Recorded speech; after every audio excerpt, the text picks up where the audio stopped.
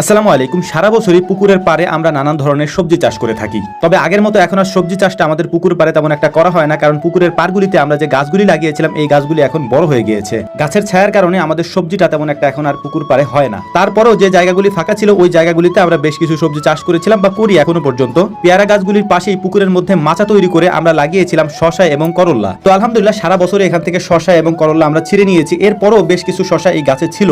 অনেকদিন পর্যন্ত এই শসাগুলি গাছে থাকার কারণে একেবারে পরিপক্ক হয়ে গিয়েছে। এখন আর শসা হিসেবে এগুলিকে খাওয়ার কোনো উপায় নেই। শসাগুলিকে আমরা গাছ থেকে ছিঁড়ে নিচ্ছিলাম অনেক কষ্ট করে, কারণ শসাগুলি এত বড় হয়ে গিয়েছে যে গাছ থেকে আনতে আমাদের বেশ কষ্ট করতে হচ্ছিল। এগুলিকে আমরা ছিঁড়ে নিচ্ছিলাম আর ভাবতেছিলাম যে এগুলি দিয়ে কি করা যায়, কারণ সালাদ হিসেবে অথবা শসা হিসেবে এগুলি তো আর খাওয়া যাবে না, তাই এগুলিকে রান্না করে অথবা অন্য কোনো প্রসেসের মাধ্যমে খেতে হবে। তো যাই হোক, দেখা যাক এগুলি দিয়ে কি করা যায়। আমরা আগে এগুলিকে পেরে নিই, তারপর হচ্ছে যে এখানে আমাদের আরো বেশ কিছু সবজি রয়েছে সেগুলি আমরা এখান থেকে ছিঁড়ে নেবো ইনশাআল্লাহ। তো মোটামুটি শসাগুলিকে আমরা পেরে নিয়েছি, এখান থেকে বড় সাইজের একটা পেয়ারাও নিয়ে নিয়েছি। এখন আমাদের যে কাজটা করতে হবে, এখানে কিছু আনাজ রয়েছে, এর পাশাপাশি এখানে রয়েছে যে মরিচ এবং ধুন্দলগুলি একেবারে কারেন্টের তারে উঠে গিয়েছে। মানে ধুন্দল গাছগুলি এরকমই হয়, যদি কোনো গাছের পাশে থাকে তাহলে ওই গাছের উপরে উঠে যায়, যদি কোনো কারেন্টের তারের পাশে থাকে তারের উপরে উঠে যায়। তো এখানে এরকমটাই হয়েছে, কারেন্টের তারে যে টানা থাকে ওই টানার উপরে উঠে গেছে, এত উপরে উঠছে যেটাকে পারাটা এখন আর সম্ভব হচ্ছে না। তারপরেও চেষ্টা করবো যে কয়েকটা আমরা পারতে পারি কিনা। এর ফাঁকে এখানে আমাদের একটা করল্লা গাছ ছিল, ওই করল্লা গাছের একটা করল্লা পেকে একেবারে বিচিগুলি পেকে লাল টকটকা হয়ে গিয়েছে। তো সেগুলিকেও আমরা আলহামদুলিল্লাহ সংগ্রহ করে নিয়েছি। পাশে মরিচ গাছগুলি ছিল, মরিচ গাছগুলি থেকে মরিচগুলি আমরা আলহামদুলিল্লাহ সংগ্রহ করে নিয়েছি। সর্বশেষ তারে থাকা ধুন্দলগুলি পারার জন্য লাঠি ফিকে তারপর পারার চেষ্টা করছিলাম। লাঠি ফিকে পারতে গিয়ে আমার টুপিটাই একেবারে পুকুরের মধ্যে গিয়ে পড়েছে।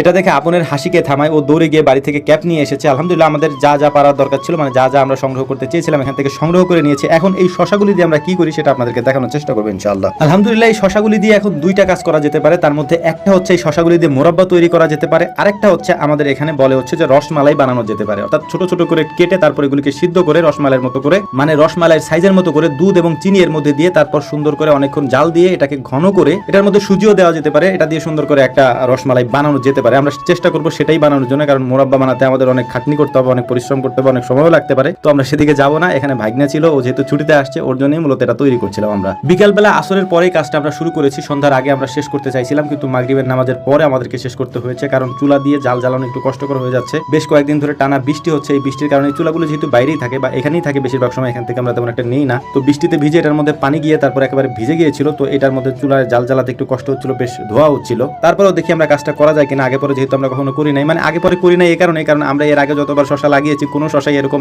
বছর শেষ হয়ে যায় না একেবারে, বা এরকম একবারে বড় হয়ে যায় নাই। মানে এর আগে তো আমরা ছিঁড়ে নিয়ে যাই, তারপরে হচ্ছে যে ওগুলোকে আমরা খেয়ে ফেলি, কিন্তু এবারে শশাগুলো একেবারে বড় হয়ে এক হাত পরিমাণ হয়ে গেছে এক একটা। তো আমরা দুইটা রেখে দিছি, একটা হচ্ছে এইখানে রান্নার কাজে ব্যবহার করছি। তারপরও বেশ কিছু কাজ বাড়ি থেকে আমাদেরকে করে দিয়ে যায়। অনেকে মনে করেন যে এগুলো মনে হয় সব আমরা একাই রান্না করি, বিশেষ করে বিষয়টা এরকম না। আমাদেরকে অনেক কিছু হেল্প করে বাড়ি থেকে, তো ওইগুলো দেয়, আমরা সুন্দর করে এগুলো রান্না করে বাইরে আমাদের